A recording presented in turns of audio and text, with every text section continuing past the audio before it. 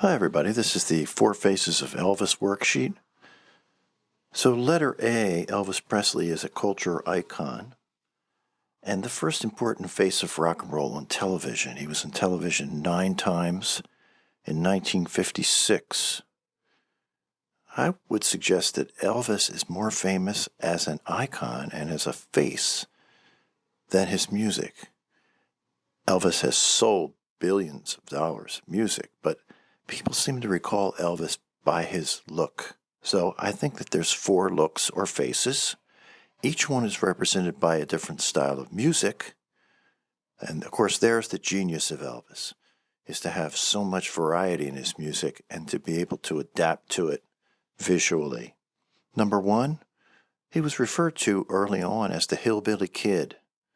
His shows with the Dorsey brothers, Milton Berle, Steve Allen, and Ed Sullivan broke all kinds of viewing records. He was censored from the hips down. That, of course, made everyone want to see him. Elvis was very conservative, very shy, and very patriotic, and felt himself to be a strong citizen of the United States, so much so that when he was drafted, he went into the military in 1959, was sent to Germany as a Jeep driver, and when he returned, it's as if he never left because they had recorded a lot of material, but more importantly, he returned as number 2, a movie star. And this was the Hollywood Elvis, the airbrushed, hair perfect, clothes, everything was perfect, dating Hollywood starlets, and 31 movies, all sort of the same theme, women chasing him. He was new into town, guys didn't want him there. So Kissing Cousins, Love Me Tender, Spin Out, these were all major film releases that the family piled into on a Saturday night to go to the theater to see.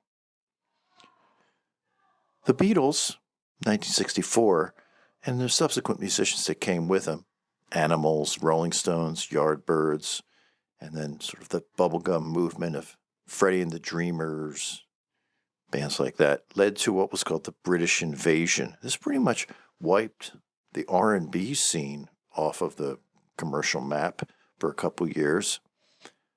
And it pretty much knocked out Elvis's star also until 1968 when he had a comeback. So number 3 is the Comeback Elvis. This was a show, and it really had 2 separate sections. One was Elvis surrounded by his Memphis Mafia, they were called, singing in a boxing rink, dressed in leather with long black sideburns, dyed hair, had a 30-inch waist because he was studying judo.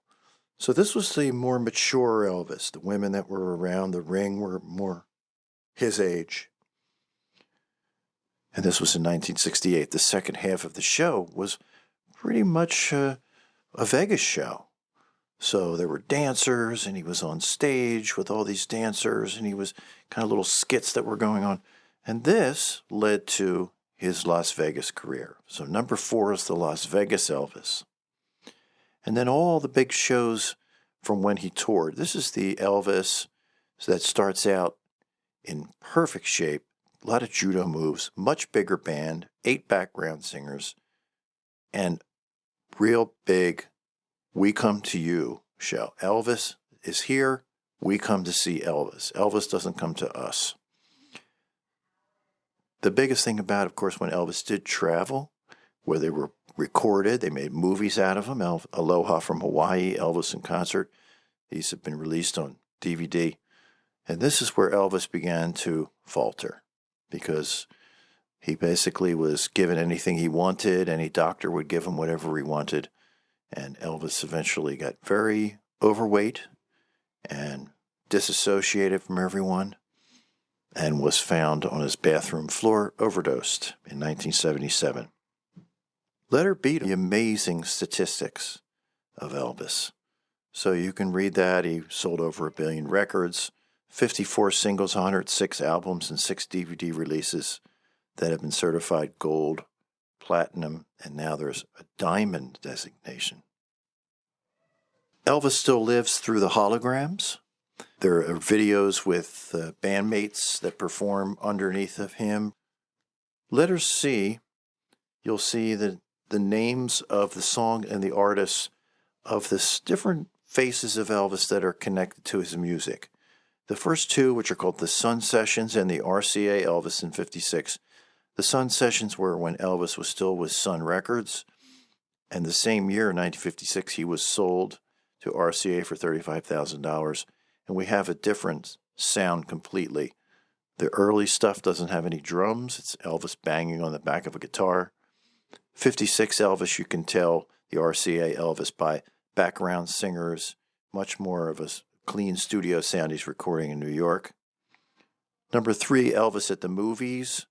This is Elvis's period where he only released his music as a movie. So anytime a movie came out, Elvis released music. And you'll see very interesting non-rock departure. Do the Clam. Of course, Elvis still singing these lush ballads to woo the girl in the movie. The comeback Elvis is the blues, number 4.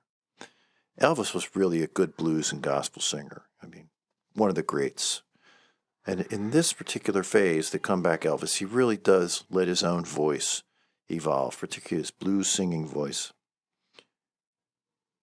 As he moves into the Vegas scene, he begins to record other people's hits, like You Were Always on My Mind, and For the Good Times. This is referred to as countrypolitan, so country music that is manufactured in the city of Nashville. Elvis had an original requirement that if he recorded your song, he got a third ownership.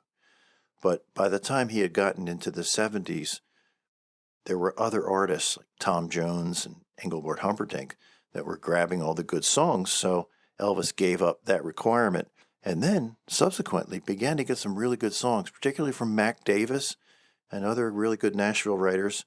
So this is when we get Elvis with good singles like Suspicious Minds and Burn in Love and Daddy Don't Cry in the Ghetto.